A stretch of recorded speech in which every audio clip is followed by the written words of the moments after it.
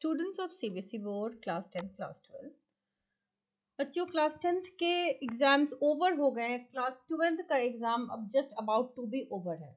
अब एक बहुत ही इंपॉर्टेंट टास्क है क्लास 10th के बच्चों के साथ, 11 12 वालों के साथ भी है। आज डिस्कस करते हैं क्लास 10th के बच्चों के एग्जाम जो ओवर हुए हैं, क्या क्या अभी आपके पास चॉइसेस आएंगे ना। आपके पास एक चॉइस आएगा कि मैं कौन सा स्ट्रीम सिलेक्ट करूँ। This is the basic question. कई बार ऐसा होता है, मैं अपने पर्सनल एक्सपीरियंस से कह सकती हूँ कि कई बच्चे, मुझे लगता है कि ये बच्चा साइंस लेगा, लेकिन बाद में वो एंड अप होता है कॉमर्स में या इवन ह्यूमैनिटीज में। तो कई बार और कुछ बच्चे मिस्टेक करते हैं और बाद में फिर जब 11th कंप्लीट हो जाता है तो फिर रोते हैं कि हमने बहुत ही गलत स्ट्रीम सेलेक्ट कर लिया। तो कुछ चीजें हैं जिसको अवॉइड करनी है आपको स्ट्रीम सिलेक्शन से पहले।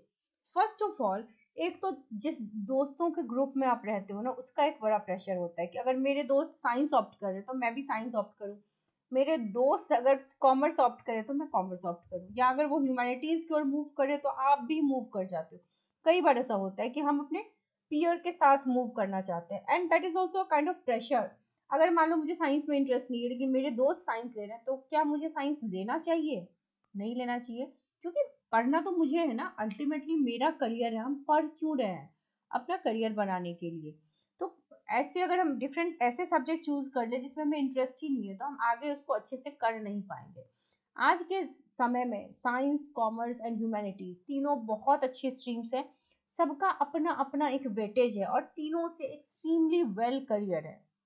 तो कोई छोटा बड़ा नहीं है। हाँ, अभी भी स्कूल्स में एक डिस्पैरिटी होती है कि सबसे ऊपर जो परसेंटेज आएगा उसको साइंस देंगे, फिर कॉमर्स देंगे, फिर आप उसको ह्यूमैनिटीज देंगे। बट ये गलत चीज है। तीनों की इक्वल इंपॉर्टेंस है, हर सब्जेक्ट की अपनी वैल्यू है और हर सब्जेक्ट से लिंक्ड इतने बड़े बड़े करियर्स हैं।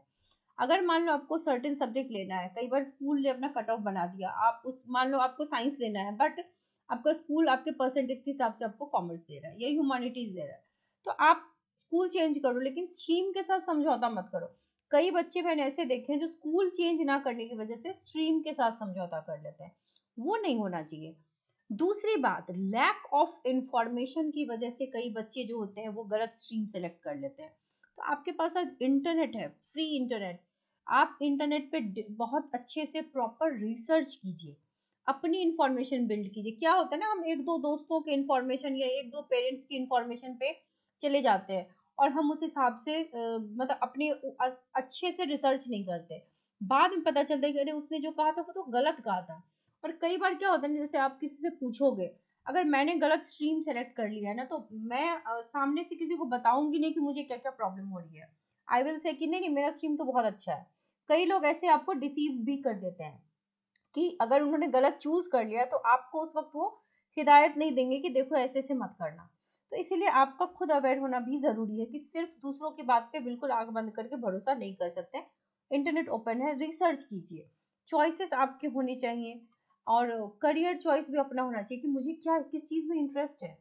ठीक है, अपने इंटरेस्ट के हिसाब से लो। मान लो आपके, सपोज आपका इंटरेस्ट है कैलकुलेशंस में, कॉमर्स में, आपके मार्क्स बहुत अच्छे आ गए हैं साइंस, मैथ्स, इंग्लिश में, आपका साइंस स्ट्रीम में एडमिशन हो जा रहा है, इजीली हो जा रहा है। तो कई बार बच्चे क्या करते हैं ना, ह्यूमैनिटीज पसंद है या कॉमर्स पसंद है लेकिन चले जाते हैं वो साइंस स्ट्रीम में। तो ऐसे मत करना, मार्क्स के हिसाब से चॉइसेस नहीं बनाए जाते हैं।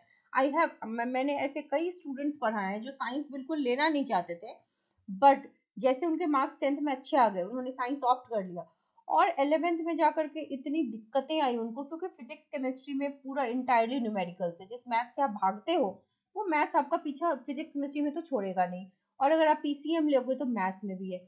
तो लास्टली कई बच्चे ऐसे होते हैं कि वो इंजीनियरिंग भी नहीं कर पाते, वो फिर दूसरे कोर्सेज ऑप्ट कर लेते हैं, बीबीए वगैरह। तो ऐसे नहीं करो, हैव अ क्लियर गोल। आपको अगर बीबीए करना है या बीसीए करना है तो उस हिसाब से अपने कोर्स को सिलेक्ट करो। ठीक है, स्ट्रीम सिलेक्शन बहुत इंपॉर्टेंट है। और लोगों से भी बात कीजिए, लोगों से मतलब आप अपने सीनियर्स से बात कीजिए, अपने टीचर्स से बात कीजिए। Talk to different people. जितने मान लो कि कोई प्रोफेशनल्स हैं, अगर आपकी उनसे बात हो पाती है, जैसे कोई आईटी प्रोफेशनल है, कोई मीडिया पर्सनालिटी है, कोई लॉयर है, आप सबसे बात कीजिए। आपको पता चले कि किस, जैसे कई बार ना हम समझते नहीं है कि इस फील्ड में क्या होता है, बस हम उसकी चकाचौंध देख करके फैसिनेट हो जाते हैं कि wow this is a very good field. तो आप उन फील्ड के लोगों से अगर आपकी जान पहचान है तो टॉक टू दोज पीपल और उसके इफ्स एंड बट्स भी देखिए। ठीक है।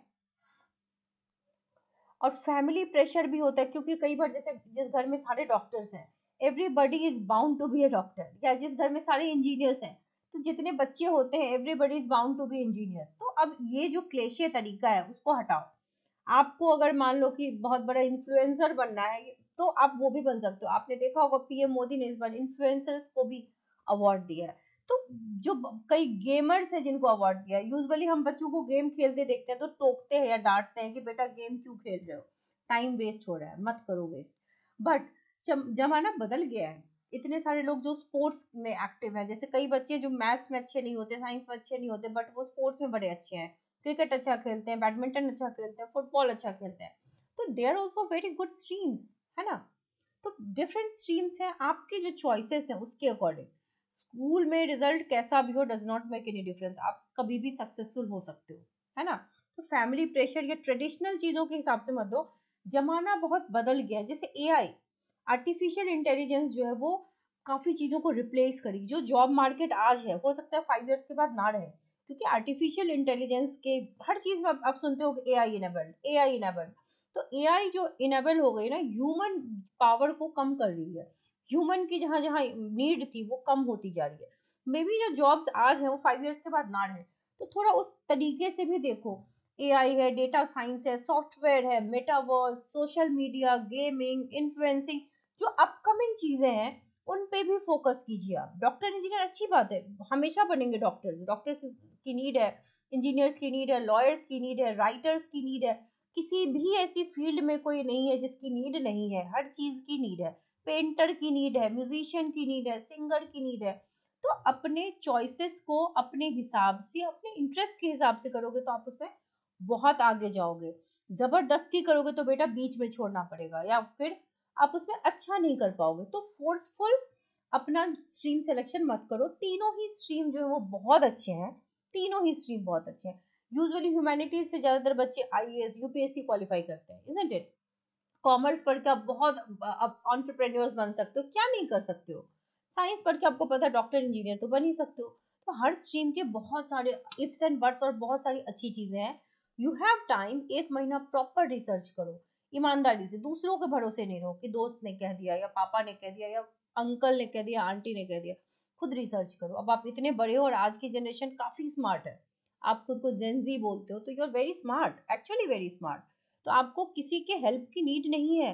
इंटरनेट आपके हाथ में, आप खुद रिसर्च बहुत अच्छे से कर सकते हो। सो आई होप कि आप अपना स्ट्रीम सिलेक्शन बहुत ही समझदारी से करेंगे। Wish you all the very best.